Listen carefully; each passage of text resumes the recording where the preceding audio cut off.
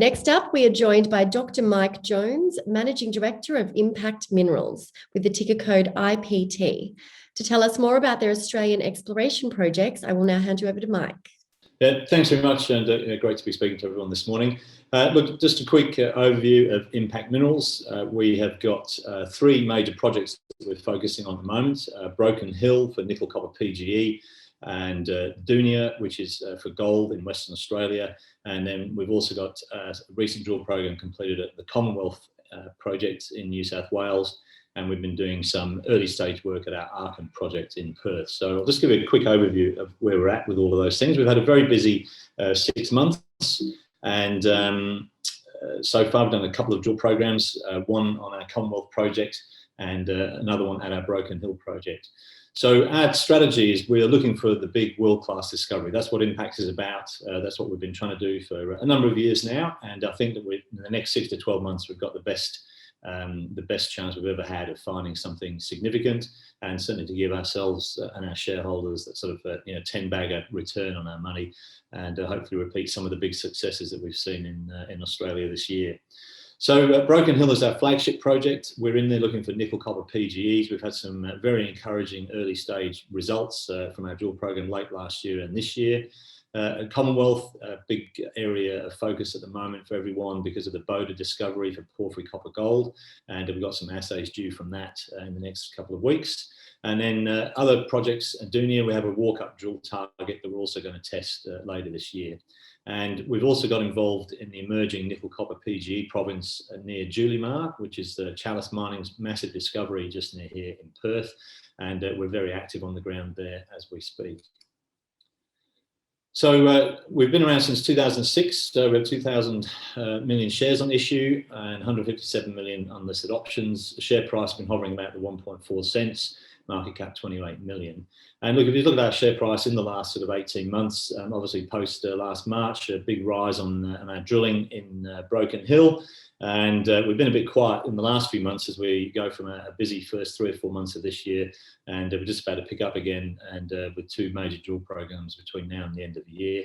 So a good time to be looking at us in this case. And we've got some very strong support from 2 major German shareholders, family office, the Bunnenbergs, and ABC, who are a major investor in a number of Australian resources companies. So if we look at Broken Hill, it's very well known for its PGEs, although not a lot of volume has been found to date. But one of the standout things about this ground is that it has very high grades of not only palladium and platinum, but also rhenium, osmium, ruthenium, and rhodium, which are part of the PGM group. And most of our work's been focused here to the east of the town of Broken Hill. It's about 10 kilometre scale, and we're one of the largest ground holders in the area. And one of the reasons we've been interested in that ground is that it has some incredible ore that's been discovered previously. This is one of our drill holes from about 4 or 5 years ago, and it's a massive sulfide unit, and it just contains exceptional grades of all sorts of metals. There's 11 grams platinum, 25 grams palladium. It's got 1.5 grams of gold. It's got 15% combined nickel copper. It's also got 1.5 ounces of silver, and exceptional grades of some of the rare PGMs. You can count on the fingers of one hand where you can find these kind of grades around the world. And it's in this massive sulfide unit. It lies at the southern end of this trend, which is about 9 kilometres long, called the Mokai Trend. And there's only ever been drilling down at the southern end of this area here. And the reason for that is that PGM exploration is actually generally quite difficult. And that's because they're generally very fine-grained, and you can't detect them with a handheld instrument. You have to send them to the lab, and it just leads to excessive delays and also a lot of oversampling. For example, this rock here comes from one of the PGM mines in North America. Looks very bland, very boring, and it contains nearly 20 grams of palladium and platinum. So it has been quite a difficult thing to explore for, but we made some exceptional technical breakthroughs at Broken Hill, and we've been able to discover a ratio that has a direct relationship to the grade of PGEs. There's a chemical ratio, and you can measure that ratio with a handheld XRF instrument. And that's allowed us to really make a massive breakthrough. I don't think anybody in the world is possibly doing this in PGE exploration. And it's allowed us to direct the drill program during the active drilling guide the drill program and has led to a small discovery at our Platte Central prospect. If you look at the scale here, this is sort of around about almost a kilometre in trend. There's been lots of previous drilling, but nobody been able to put things together. And this is coloured up by our ratio. And really, the ratio above 10 and 20 in through here, you're looking at significant grade for PGEs. And we can see that in this Platte Central area, all of a sudden, we've suddenly lit up this area. We've had a small discovery there. And this is the first coherent zone of mineralisation anyone's ever found in 40 years of exploration. And that only occurred last November, December. So still very early days for us here. And this is what we discovered. It's a small channel-like structure at the base of the host ultramafic, shown here in purple. And everything is within sort of 50, 60 metres of surface. And basically, we use the ratio to identify this high-grade pot of material here, which resulted in a metre at sort of 3.5% nickel, 1% copper, and 22 grams of PGEs. And so I should have pointed out that that massive sulphide that we showed in the earlier slide, if we find a lot of that, it'll be the richest ore in Australia. So that's the Platinum Springs area. The other big area for us at Broken Hill is our Little Broken Hill Gabbro. We're particularly excited about this area. It's about, we've got an intrusion here that's about 6.5, 7 kilometres long. It had never been drilled until we started there last year. Every hole that we've put into the thing along the basal contact here on the west has delivered anomalous PGEs, including intercepts sort of 50 to 60 metres of about 0.5 gram of platinum group elements, but higher grades, 12 metres at 1.5 and a metre at 2.3. And this is basically from surface down to sort of 100, 150 metres.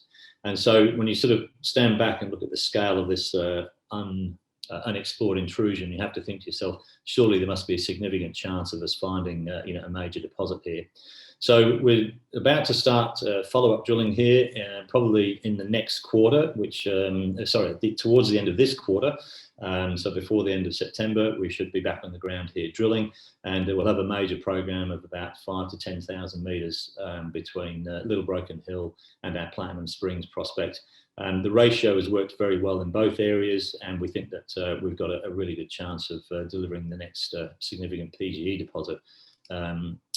Now, talking of significant PGE deposits, obviously everyone's been focused this year on the Chalice discovery, which is shown here in the map of Western Australia. There's Julimar, Yarrawinda, which Caspian have got, and a few others, Mulyan, which Mandrake have got. And we've been able to secure this area here in white. It's called the Arkhan Project, which is a long trend. And the day we announced that we had pegged this, Anglo-American corporation pegged 10,000 square kilometres all around us. So we thought that obviously we're in the right area. We've started some soil geochemistry. We've completed that, taken about 600 or 800, I think 650 samples. Those are in the lab from some initial targets we've identified, and those results will be back shortly.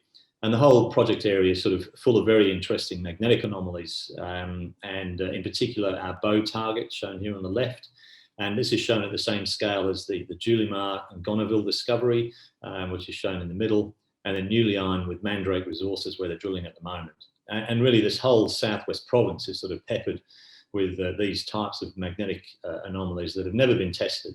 And I'm sure we're going to see some major discoveries coming through again on top of the Chalice discovery in the next 3 to 4 years. So still in WA, we will be drilling also in the fourth quarter this year on our Dunya target that we acquired last year. It's an 80/20 joint venture with a private group. It's about 25 kilometres away from the Burns discovery in the same terrain. The Burns discovery was made by Lefroy, and it is a new style of mineralisation in this, basically in the southern goldfields. It's an intrusion-related discovery, and it's related to specific magnetic anomalies. And this is our Dunya target in general, and we feel that we've got some very similar magnetic anomalies near surface. There's an untested 2.5 kilometre dimension gold and bismuth anomaly sitting right over the top.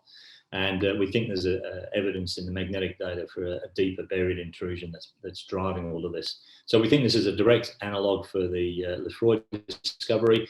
And we've got some heritage surveys to do, but the tenement's granted, our drill holes are all permitted. We just need to get in there and do the work. So look, and just for one slide, we've got assays due from our porphyry copper drilling that we did early this year. They should be out next week or the week after. We're going to be a little bit more distal to the source than I was hoping, but there's still some significant signs of encouragement there. So yeah, so just to finish, look, it's going to be very active for 6 months as we between now and the end of the year. We'll be back to Broken Hill within sort of 6 to 8 weeks, and move on to Dunya after that. And still got plenty of backup ground to generate targets, which is what Impact's about. And yeah, hopefully this will be the year we deliver the major discovery. So keep an eye on us and watch the news flow. And that's the Impact story. Thank you. Well, Mike, thank you for the presentation. It's certainly a very interesting story, and you've got a great portfolio of projects. We've had a question that's just come through from a Twitter attendee. So of the portfolio projects you do have, which ones are you most excited about?